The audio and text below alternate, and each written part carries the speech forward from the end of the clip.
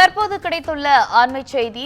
நாமக்கல் மாவட்டம் ஆட்டையாம்பட்டி பகுதியில் 80 கிலோமீட்டர் வேகத்தில் செல்லும் பேருந்தில் படிக்கட்டில் தொங்கியபடி மாணவர்கள் ஆபத்தான பயணம் மேற்கொள்ளக்கூடிய அந்த காட்சிகளை பார்த்து வருகிறோம்.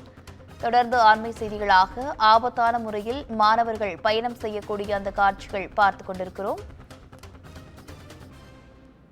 கூடுதல் விவரங்களோடு இணைகிறார் செய்தியாளர் பிரதாப். வணக்கம் பிரதாப், விவரங்கள் என்ன?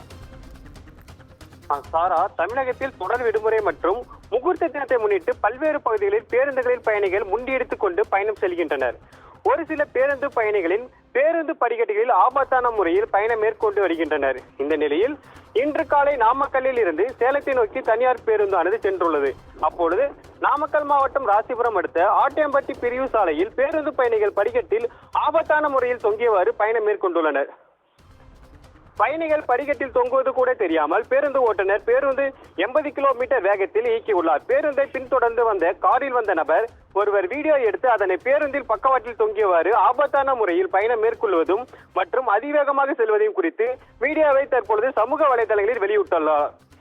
இது போல அதிவேகமாக அளவுக்கு அதிகமான பயணிகளை ஏற்றி செல்லும் தனியார் பேருந்து மீது போக்குவரத்து காவல்துறையினர் நடவடிக்கை எடுக்க வேண்டும் என சமூக ஆர்வலர் கோரிக்கையாக உள்ளது. சாரா, விவரங்களுக்கு நன்றி பிரதாப்.